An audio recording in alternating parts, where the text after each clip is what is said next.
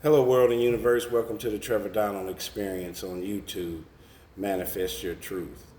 And for those who've been following me and enjoying the content, make sure you please hit the like button and the notification button. And please share these videos with people that you care about and love and think that they can find this informative. And this is the first time I'm going to be interviewing someone on my YouTube channel, and lo and behold, is one of the people that I care and I love the most, which is my eldest daughter, Devin Cross, her nickname, and I call her Dia. She is just returning from Portugal and has spent a week there. She's in her late 20s, has finished college and graduate school, and she's single. She and is exploring the world as she is garnering and gaining her intellectual maturity, her worldly experiences, and I wanted her to share her experience on just returning back from Portugal. So, Dia, how was Portugal? What made you decide to pick Portugal? So, small correction, not single, but booked the trip when I was single. So, I'm glad you pointed that out so I could touch on that because that was a big part of why I chose Portugal. So, I chose Portugal because it is known to be, if I'm not mistaken, one of the top three safest countries to travel to alone. So, I recently just finished a graduate program in social work here in St. Louis, where we're from. And I really wanted to go abroad to celebrate. Going abroad is something that was really big in my undergrad, but that I didn't really have a chance to do for an extended period of time. So it was a big goal and something that I wanted to do before I turned 30, which is a couple years away. Just being mindful of some other things that will probably happen in my life as I get older. So as my parents have always told me, my dad especially, now is the time to travel, see the world before I have other things in my life, like kids, and I'm married, things like that. So Portugal is known to be, like I said, one of the top three safest places to travel alone as a woman. So that was something that was really important to me. It was also one of the top three least expensive places to travel abroad. So trying to be financially responsible, just be mindful of how much I'd be spending, making sure it was a trip that I could afford. Something I really pushed myself to do was just do this trip kind of completely independent. So I saved up money my last semester of grad school. I booked this all in January, paid for it in January, and knew that I'd be going in September because that was one of the cheapest times to go, but also when there was some of the best weather in Portugal. So while I was there, it was between the high 60s and low 80s. So definitely summer beach weather. I tried to do a lot of research to make sure I'd have a good time and be safe if I did end up going alone. I was very lucky that my best friend and college roommate decided to come out and join me. So I traveled from St. Louis and met her there in Lisbon, or Lisboa as the natives call it. She came from Washington, D.C. So I still was able to get some of that experience of pushing myself to do things that I wouldn't be able to do just traveling domestically here in the States, which I've done a lot by myself. So yeah, there are a lot of reasons as to why I picked Portugal, but mainly because it was safe, far. I could still get that international experience, but know that I'd get home in one piece. What was the food like? Was there a big variance in American food versus Portugal food? Absolutely. So it was really interesting. There were a lot of native, local Portuguese restaurants. Something that really big there is pastries. So I think it's pastel de nata. I might have completely gotten that wrong, but it's a small pastry that has like a custardy filling in the middle, and it's kind of like browned, caramelized on the top. That's what Portugal is known for. So I tried that quite a bit as I bopped around. And they're also very known for seafood because they're on the Atlantic Ocean. They're also in the southern European portion of the country, so very south, close to Spain, Madrid. So there's some influence in food and culture there as well. But they definitely had a wide range of food. There was like your local Chinese shop, a local hot pot kind of Chinese shop. There was an authentic Mexican restaurant, a lot of Italian, so definitely a large variety of food. But you could tell when certain restaurants had more of like a Portuguese influence. There would be like prawn on the menu or octopus, carpaccio. So yeah, definitely a wide variety of food options. And then I would assume, I've never been to Portugal, but I would assume, just out of naivete, is it like curry? Is it spicy? Is it a lot of meat and potatoes in Portuguese food? I would say you're mostly wrong, Oh. which is fair. I think I kind of would have assumed that too. They not super spicy, no, well seasoned. Although when they fry foods, like they had one dish that was kind of similar to what Americans would consider like a chicken parmesan, but it was a steak, but it's kind of it was like steak parmesan. I can't remember exactly what it's called, but it didn't have red sauce. It just had steak medium well with cheese kind of roasted on top, and then they serve it with fries. That's a really popular dish that we saw in the two cities that we stayed in Portugal. And the fries, although they were fried, they weren't seasoned, and you could tell that they were fried in something different than what we would fry them in the States. So How did you move around, travel? I mean, as far as cabs, walking? yeah, that's a great question. So first piece, we stayed in 2 to 3 different cities while we were there. We were there for about a week. For the first 2 days, well, we flew in and out of Lisbon, also known by the locals as Lisboa.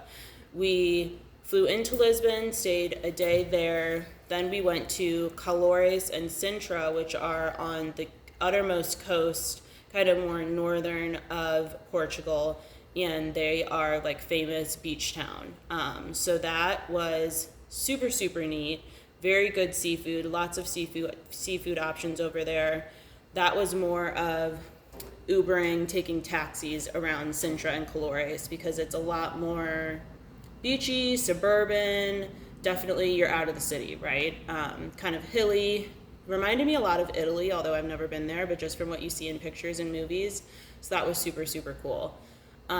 They also have these little things called tuk-tuks, which are kind of like European golf carts, I guess you could say. They don't have doors, they're just open. But I think that they're electric. They go pretty fast. They drive on the roads just like cars, more smaller rural roads, everything but the highway, but they do go fast. A lot of tourists and just locals will take those around because it's easy to sightsee. And then they have a bus that you could take both in Lisboa and in Sintra and Calores.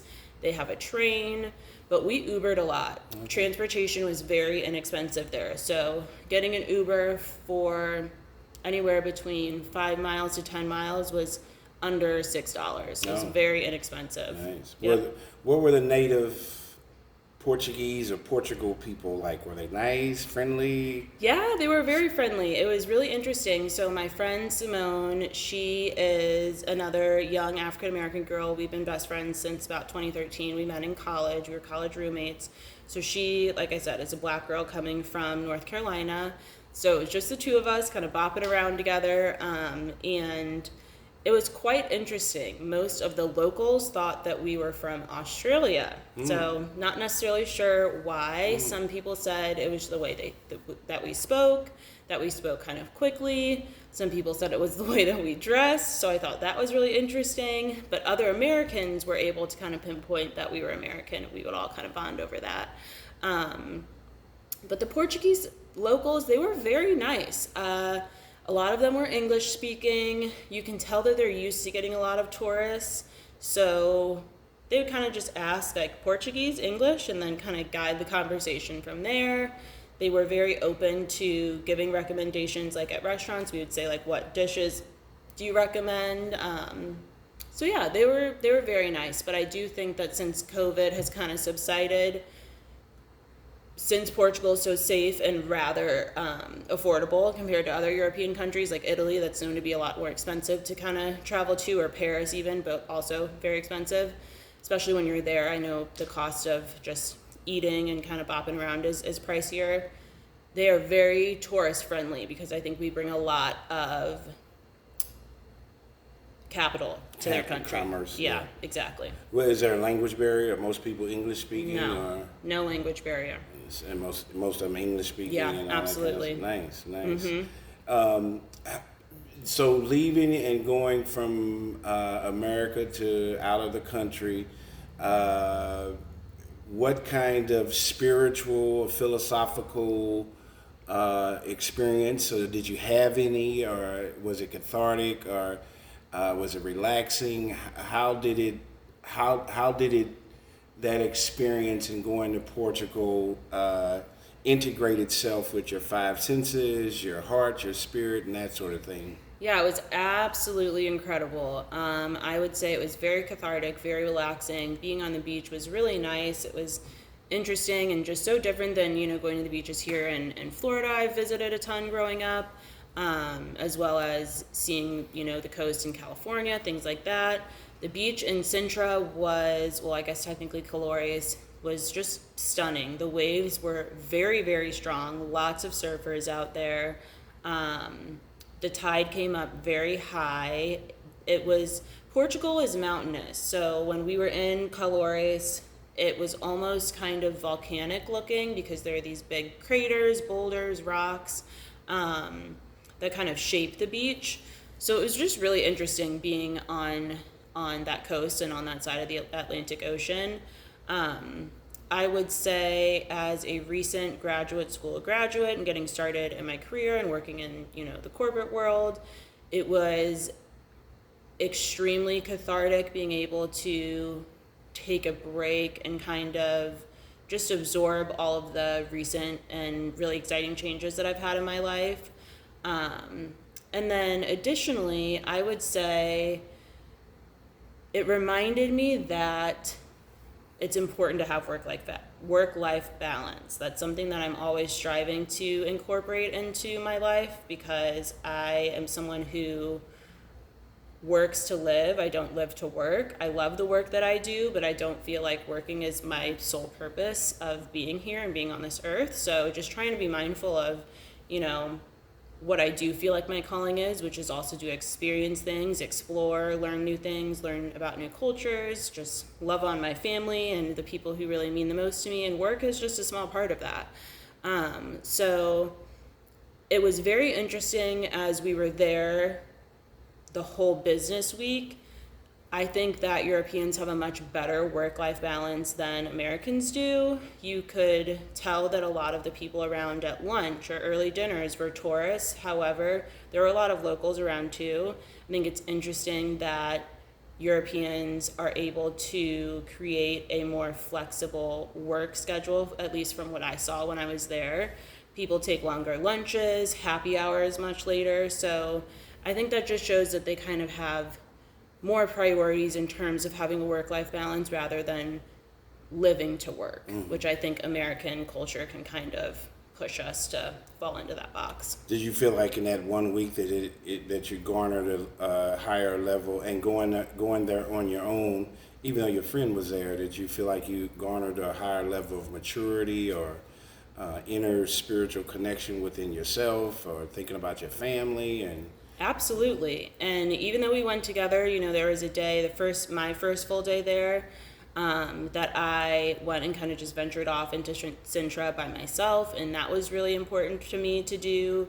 Although I had my friend on this trip, which was such a blessing, it was something that I kind of wanted to experience for myself, just to know that I can trust myself to get around, even though there was a language barrier. I didn't always have Wi-Fi. There were a lot of different obstacles at play that could have made it very stressful, very challenging, but I just pushed myself to be positive, trust that I have the skills to get around safely, and I did just that. So it's something that I really think that I needed to do for myself and was one of my goals on this trip, so I'm glad I was able to see that through. But in terms of coming back home, it kind of just reminds me that everything's temporary. The career that I'm in as a clinical social worker is very stressful. Supporting clients is something I love, something I'm good at, but it's often very stressful. Dealing with imposter syndrome in the workplace and just other stressors there as a new clinician, as a new young professional in the corporate world, it's really easy to feel like you're not enough. But just taking that one small trip by myself to the heart of Sintra and getting there, bopping around, doing things safely, navigating the town safely, getting back to my friends safely, just reminded me that I can do anything. You know, you just have to have the confidence and trust in yourself. And so it was a very validating and powerful trip for me in many ways. Fantastic. So, in conclusion, would you recommend young individuals, older individuals, people in general, to go venture out and explore Portugal? Absolutely. And I love that you mentioned that. We saw people of all ages, all cultures there. We met people from Saudi Arabia, Wales, South America. And like I said, there were people of all ages there, a lot of people in their 50s and 60s. So it was truly a fascinating experience. Well, thank you for listening. It's my daughter. I wanted her to share her experience with my audience on YouTube, the Trevor Donald Experience, and to show and display to individuals that there's a whole world out here that we need to explore.